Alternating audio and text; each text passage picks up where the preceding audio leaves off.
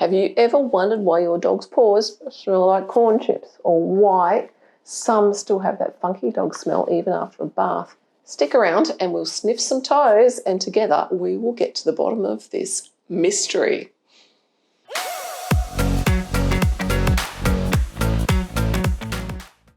So, do you have a smelly pooch? Are they itchy, or do they suffer from reoccurring ear infections? Well, today we're going to go over these incredibly common doggy issues and help you possibly change their lives for the better and make your couch smell a lot like a bed of roses instead of wet, funky dog. Let's tick some boxes here. Number 1, your dog is always itchy. Number 2, he keeps getting infected ears. Number 3, he smells really bad and his paws smell like corn chips or popcorn. Number 4, he has red rusty stains on his fur around his toes, his groin and under his eyes like tear stains. Did you tick one or more of these boxes? Well, great news, you can fix all these problems pretty easily without spending a cent. They're more than likely to have a yeast overgrowth through their entire bodies. While that may sound pretty dire, and it's not, all animals, including us humans, need yeast to function. So when it starts to grow like weeds, you will see one or all of these symptoms pop up. So what actually is a yeast infection? Yeast is a fungus that lives on in your dog's intestines in small numbers. It's a normal inhabitant of your dog's digestive tract and helps him digest his food and maintain a healthy microbiome both inside and outside. But when yeast is allowed to overgrow, your dog will start to suffer from what's essentially a fungal infection. There are 2 species of yeast in particular that can be a significant problem for your dogs: Candida and Malassezia. Most people have heard of thrush, that painful itchy rash that pops up in damp, warm places on your body. This is Candida. Imagine having this all over your entire body. Yeast is normally held in check by friendly bacteria in your dog's gut. They compete with Candida for food and attachment sites, and this keeps the yeast numbers down. But if yeast is allowed to grow out of control, it can irritate the cell lining of your dog's gut. Normally these cells have tight junctions, they're very close together between them. This stops the harmful bacteria, viruses and yeast from entering the bloodstream from the intestines. But yeast overgrowth will cause inflammation, and this causes the space between the cell linings, the intestines to widen. When this happens, yeast and toxic byproducts can exit the digestive tract and into your dog's bloodstream. This is called leaky gut. So, what are the signs of yeast infections in dogs?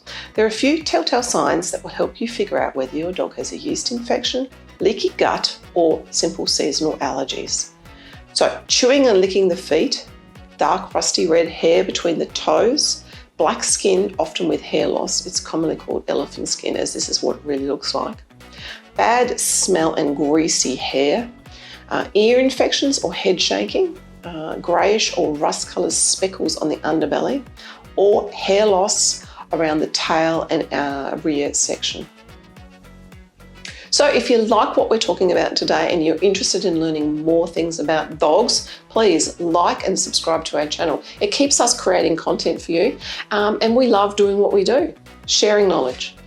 So now that we understand what yeast is, what are the 3 things this yeast needs to grow out of control? Number 1, that's food or sugar. Number 2, that's moisture, that's your dog's licking. Number 3, heat, that's an increase in your dog's body heat caused by highly inflaming foods like carbohydrates. So you've ticked the boxes and you think yeast is the problem. Here are the 3 steps you need to take to stop your dog's yeast overgrowth. Number 1, starve the yeast. Number 2, clean the yeast dye off the skin. And number 3, keep your dog dry.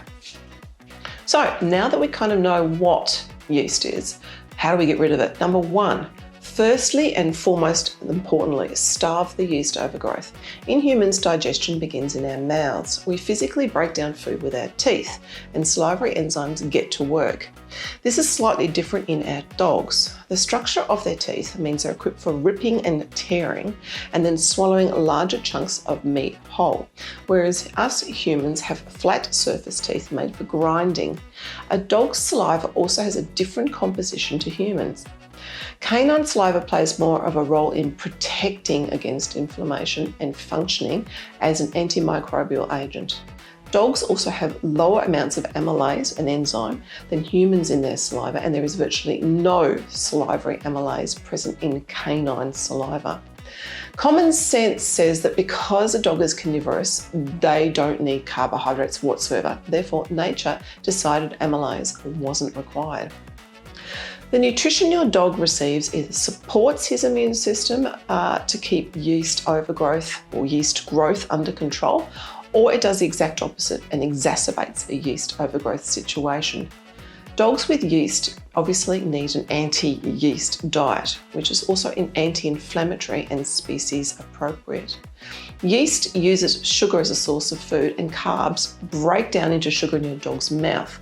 So the first thing dogs with yeast infections need to do is remove all sources of starch from your diet. The only way to know just how much unnecessary starch, aka sugar, is in your dry food is to do the carb equation.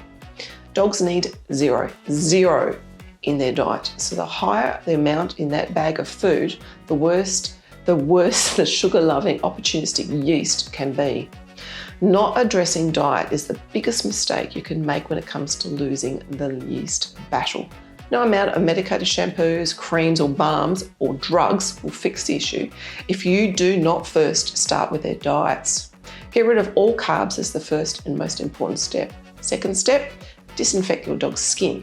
If you're looking to avoid expensive antifungal drugs, you'll have to disinfect your pet's skin yourself. It's easy. Nothing is going to kill excessive yeast unless you begin a microbiome balancing protocol. So you'll also need to disinfect the affected areas of your dog's body where the opportunistic yeast overgrowth is present on a regular basis. There are many antifungal shampoos to choose from, and you will need to wash your dog at least once a week initially until the yeast die-off slows. Sometimes this can take a month or two. It's not fast. If the infection is in the ears, dampen a cotton ball with a vet-prescribed antifungal solution. If you want a more natural option, witch hazel can be used. You can buy it from the chemist, or coconut oil, my favourite, as they are both antifungal, antimicrobial, and their properties make it gentle and soothing at the same time. Use as many cotton balls as necessary to remove the smelly gunk every day initially from your dog's ears. This can help to prevent the yeast infection from worsening or progressing into a mixed bacterial infection.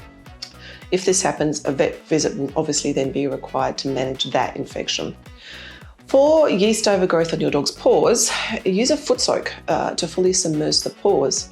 My favourite solution for foot soaking is betadine. That's the brand name, which is an organic iodine solution. It's safe, non-toxic, antifungal, antibacterial, and it kills yeast. Add just enough water to your foot soak to cover your dog's feet and enough iodine to turn the water into the colour of iced tea. The third one is an astringent or drying rinse after shampooing and between baths. Keep your dog's skin dry. Simply add 1 cup of vinegar, apple cider vinegar, or 1 cup of lemon juice to a litre of water. If your dog has dark coat, stick with the vinegar since lemon juice can lighten their fur. Pour the antifungal rinse over your dog after the bath, avoiding her head and eyes, and rub the solution really well into her skin, focusing on the areas where the yeast grows, such as under her armpits and between her toes. Don't rinse off the solution, simply pat dry. You can also keep the solution in a spray bottle and mist the yeasty areas of your dog throughout the day. Sorry, yeah, they will smell like a salad. Remember that these natural treatments aren't a quick fix. It will take some time to see an improvement. If you change your dog's diet to be more biologically appropriate, begin a natural antifungal protocol, and diligent with topical disinfection, you will see a difference and get rid of the funky dog smell forever. Although I'm kind of partial to popcorn toes.